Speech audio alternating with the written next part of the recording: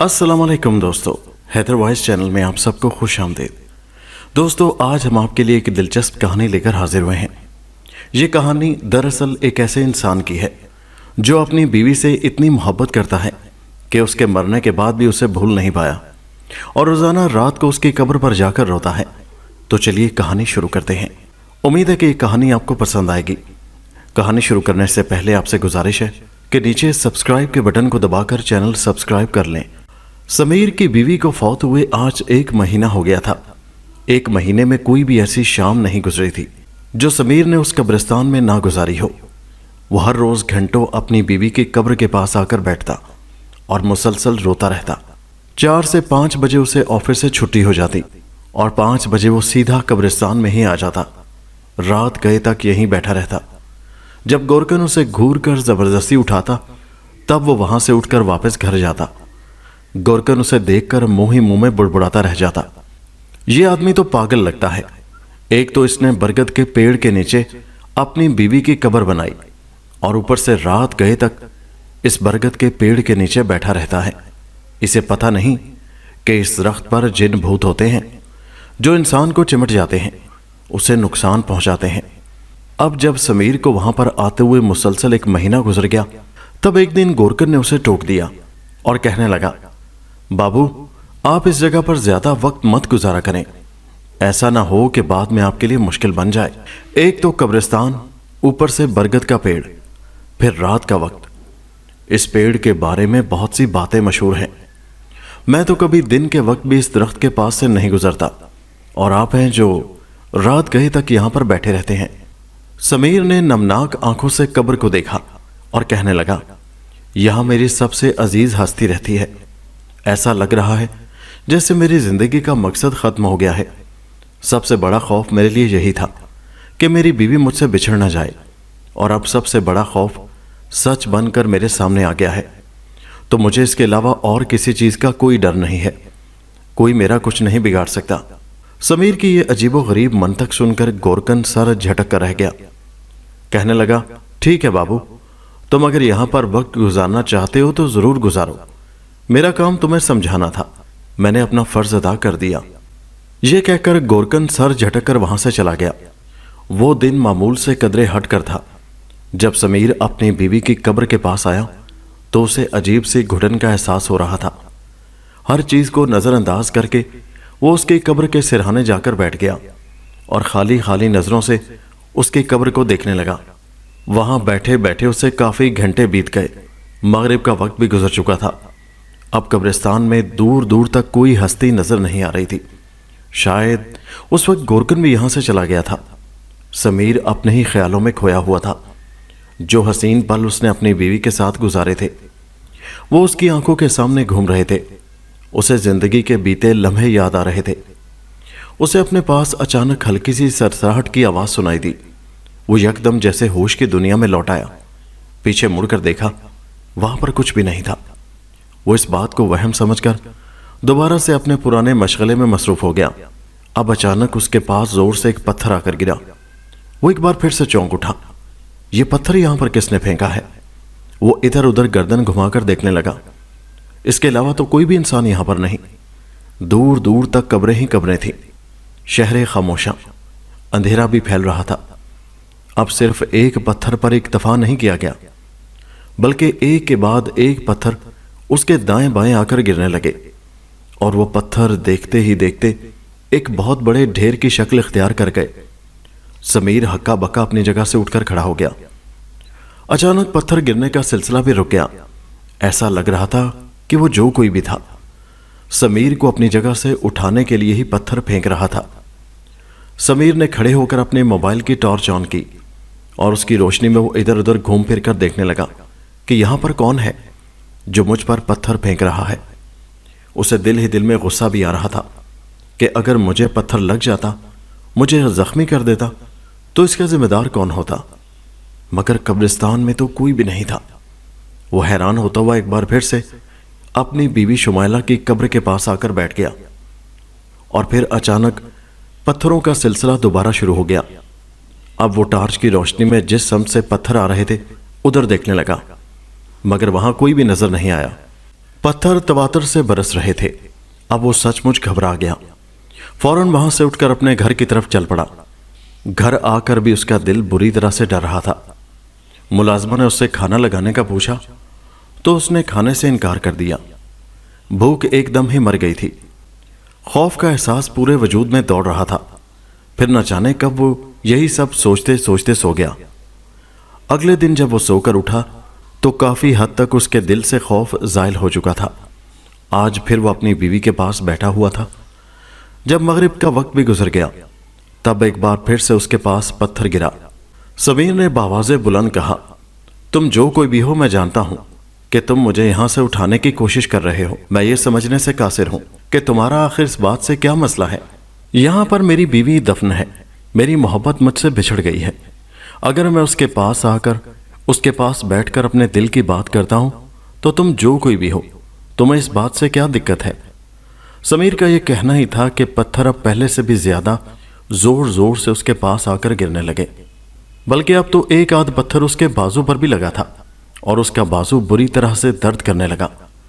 दूसरी तीसरी बार जब पत्थर उसके बाजू पर लगा तो वो बेख्तियार उठकर खड़ा हो गया और जिस तरफ से पत्थर आ रहे थे वो उस तरफ तेजी से बढ़ा और बावाज़े बुलंद बोला, तुम जो कोई भी हो, मैं तुम्हें नहीं छोड़ूंगा। तुमने मुझे बुरी तरह जख्मी कर दिया है। कौन हो तुम? चाहते क्या हो आखिर? समीर जब कुछ आगे बढ़ा तो दूर दूर तक उसे कुछ भी नजर नहीं आया। वो फिर थके हारे कदमों से वापस लौट आया। बाजू अब भी बहुत दर्द कर रहा था।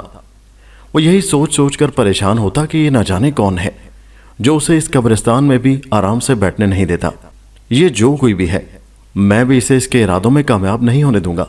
मैं देखूंगा वो मेरा क्या बिगाड़ लेगा। सोचते सोचते वो घबरा गया। उसे तेज बुखार हो गया। वो घर लौट आया और अपने ऑफिस भी अगले रोज नहीं जा सका। 3 दिन के बाद जब तबीयत कुछ संभली तो वो फिर ऑफिस पहुंचा और फिर ऑफिस से वापसी पर सीधा कब्रिस्तान में आ गया। ऑफिस से उठते वक्त भी वो दिल में इरादा करके आया था कि कुछ भी हो जाए, जब तक उसका दिल नहीं चाहेगा वो यहां से नहीं उठेगा। उसे बैठे बैठे काफी वक्त हो गया मगर आज किसी ने पत्थर नहीं बरसाए थे। वो सोच रहा था जब उसे अपने पास ही एक हल्की सी आवाज सुनाई दी, तुम इतनी देर तक यहां क्यों बैठे रहते हो? क्या तुम्हें एहसास नहीं कि तुम्हारी मौजूदगी की वजह से कोई तंग हो रहा है? इस आवाज पर समीर ने हैरत से सर उठाकर देखा। वहां पर एक दुबला पतला सा लड़का खड़ा था। लड़के ने फिर कहा, तुम्हारा इतनी देर तक यहां बैठे रहने का कोई मकसद नहीं। तुम्हें यहां से उठकर चले जाना चाहिए। यह जगह तुम्हारी मलकियत नहीं। समीर अब भी हैरत से आंखें फाड़े उस लड़के को देख रहा था जो उससे आधी उम्र का था। इतने छोटे लड़के को यूं बदतमीजी करते देखकर समीर को भी गुस्सा आ गया। समीर ने गुस्से से जवाब दिया, यह जगह अगर मेरी मलकियत नहीं है तो तुम्हारी भी मलकियत नहीं है। तुम कौन होते हो मुझे यहां आने से रोकने वाले? तुम्हें इस चीज से आखिर मसला क्या है? वो लड़का अपनी तेज आंखों से समीर को घूरने लगा और बोला, तुम्हारे फायदे के लिए यह बात कह रहा हूं। हर जगह हर एक के लिए नहीं होती। तुम यहां आते हो, सीधा सीधा फातिहा ख्वानी करो, दुआ मांगो, थोड़ी देर वक्त गुजारो और फिर चले जाओ। ये क्या बात हुई कि तुम रात गए तक यहां बैठे रहते हो? तुम्हें मालूम होना चाहिए कि तुम्हारे यहां आने से दूसरों को भी तकलीफ होती है। तुम दूसरों के आराम में मुखिल होते हो। तुम्हें यह जेब नहीं देता। मैंने तुम्हें समझाने की बहुत कोशिश की। मैं तुम्हारे सामने नहीं आना चाहता था मगर तुम शायद सीधी तरह से बात समझने पर तैयार नहीं थे। समीर जो पहले ही उस छोटे लड़के की इस बदतमीजी पर दिल ही दिल में गुस्से से खोल रहा था, आगे बढ़ा और उसने सोचे समझे बगैर उस लड़के के चेहरे पर एक जोरदार थप्पड़ मार दिया। थप्पड़ खाते ही लड़के का मुंह दूसरी तरफ घूम गया। मगर एक अजीब बात हुई, समीर को अपना हाथ जलता हुआ महसूस होने लगा। उसे ऐसा लग रहा था जैसे उसने गर्म शोलों में हाथ रख दिया हो। उसका हाथ बुरी तरह दर्द करने लगा और जलता हुआ महसूस होने लगा। वो लड़का थप्पड़ खाने के बाद समीर को गुस्से से घूरता हुआ वहां से चला गया। जाते जाते उसने कहा, तुम बहुत पछताओगे। तुमने जो कुछ किया है वो सही नहीं। तुम्हें अपनी गलती का तावान भरना होगा। समीर को अपना हाथ टूटता हुआ महसूस होने लगा। वो वहां पर रुक नहीं सका। दर्द की शिद्दत इतनी थी कि वो दिल ही दिल में परेशान हो गया था। वो वापस घर आ गया। गाड़ी भी बहुत मुश्किल से चलाई। जब घर पहुंचा तो दर्द से बेहाल था। पूरी रात उसने दर्द से तड़पते हुए गुजार दी। कभी हाथ पानी ठंडे में मारता اور کبھی کچھ، مگر آرام نہ آیا۔ اگلے دن سیدھا ہسپتال گیا۔ ڈاکٹر نے اس کے ہاتھ کا معائنہ کیا۔ کہنے لگا آپ کا ہاتھ تو بالکل ٹھیک ہے، بظاہر تو نہ کوئی سوجن ہے اور نہ کچھ، پھر آپ کو یہ درد کیوں ہے؟ جبکہ سمیر کو اپنے ہاتھ میں شدید درد کی ٹیسیں اٹھ رہی تھی۔ اس سے ہاتھ بھی ہلایا نہیں جا رہا تھا۔ اسے ایسا محسوس ہو رہا تھا جیسے اس کا ہاتھ ٹوٹ گیا ہے۔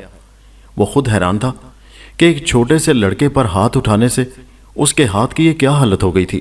ڈاکٹر نے اسے جو ٹیبلٹس دی تھی اس سے وقتی درد میں آرام آتا، لیکن پھر ہاتھ میں جلن شروع ہو جاتی۔ جوں جوں دن گزرتے جا رہے تھے، سمیر کی حالت پہلے سے زیادہ خراب ہوتی جا رہی تھی۔ وہ ایک ایک کر کے کئی ڈاکٹرز کو دکھا چکا تھا، ہاتھ کے کئی ایکس رے بھی کروا لیے تھے، مگر کسی ڈاکٹر کو کچھ سمجھ نہیں آ رہی تھی کہ اس کے ساتھ آخر مسئلہ کیا ہے، کیونکہ ایکس رے میں بھی ہاتھ کی کنڈیشن بالکل صحیح نظر آ رہی تھی، اور اتنے دنوں سے وہ اپنی بیوی شمائلہ کی قبر پر بھی نہیں جا سکا تھا، اور ادھر آفس سے بھی چھٹیاں ہو رہی تھی۔ آفس کا کام بھی متاثر ہو رہا تھا۔ درد اتنا تھا کہ اس سے برداشت نہیں ہوتا، درد اتنا تھا جو اسے کسی اور کام کی طرف مائل ہی نہیں ہونے دے رہا تھا۔ وہ ڈاکٹر ابراہیم کے کلینک پر گیا۔ اس دن وہ بہت پریشان تھا۔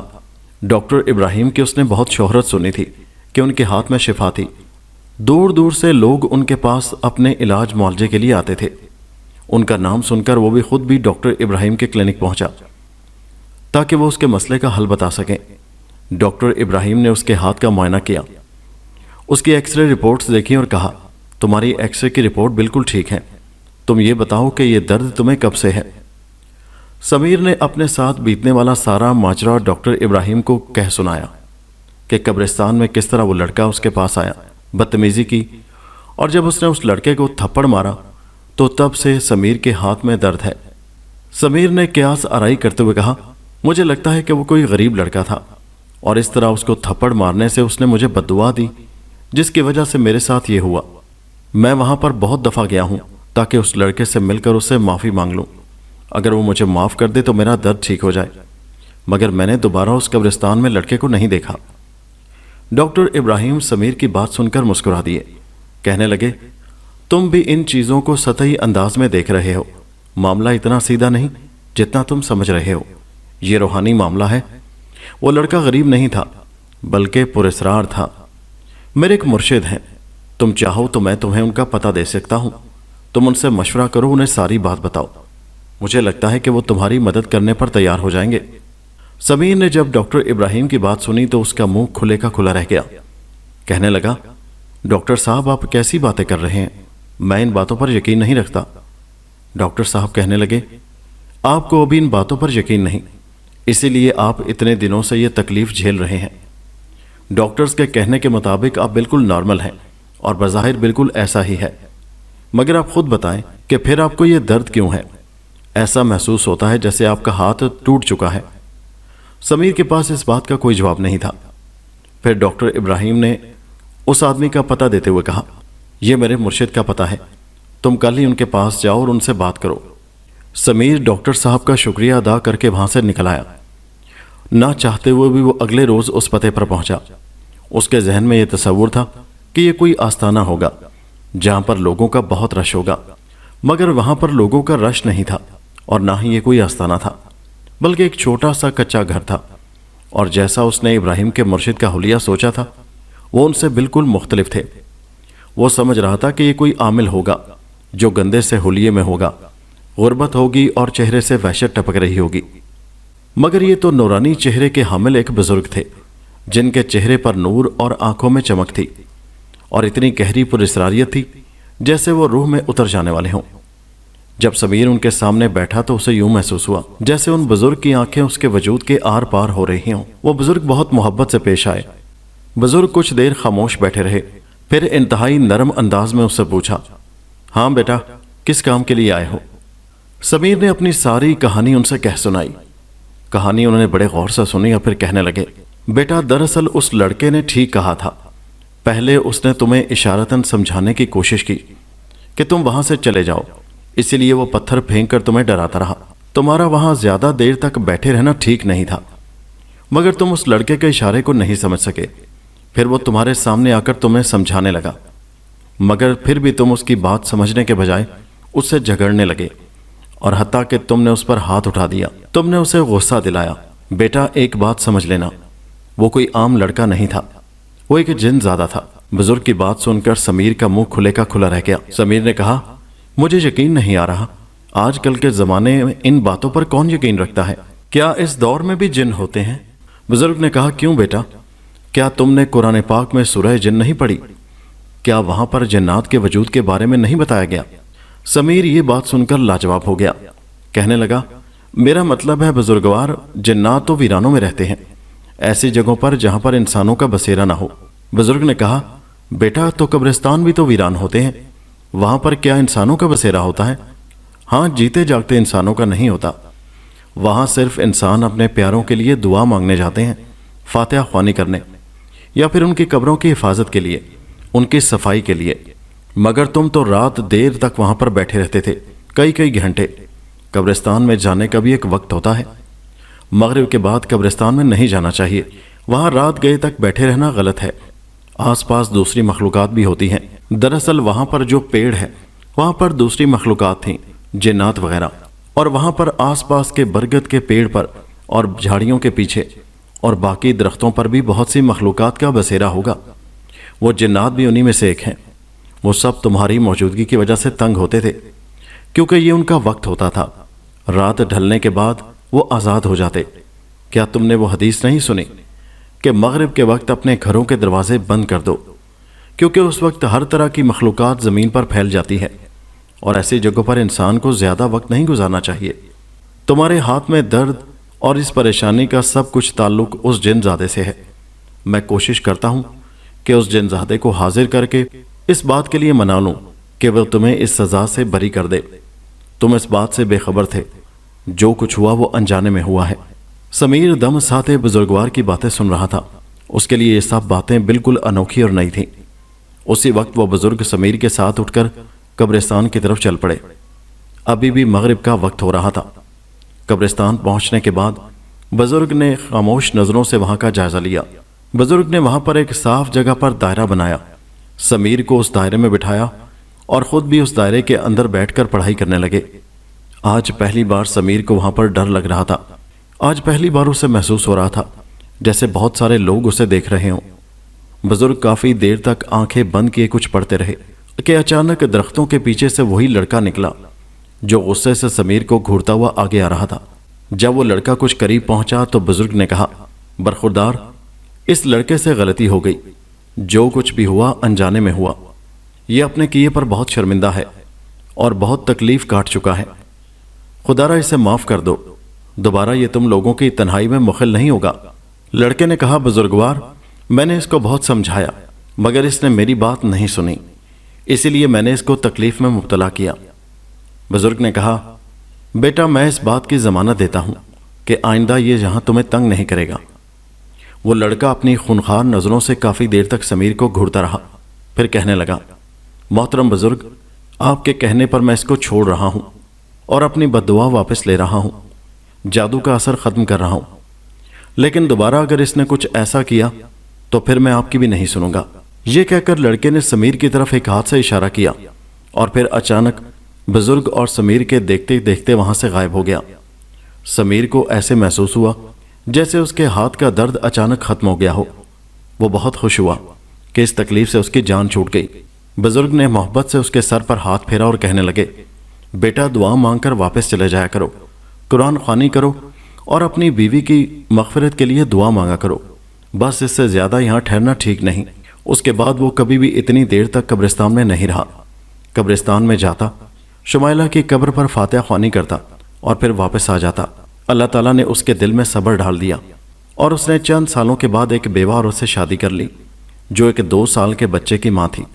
اس طرح اسے اپنے گھر کا سکون بھی مل گیا اور اس بیوہ کو بھی سہارا مل گیا۔ اس نیکی کے بدلے خدا نے سمیر کے دل کو سکون سے بھر دیا۔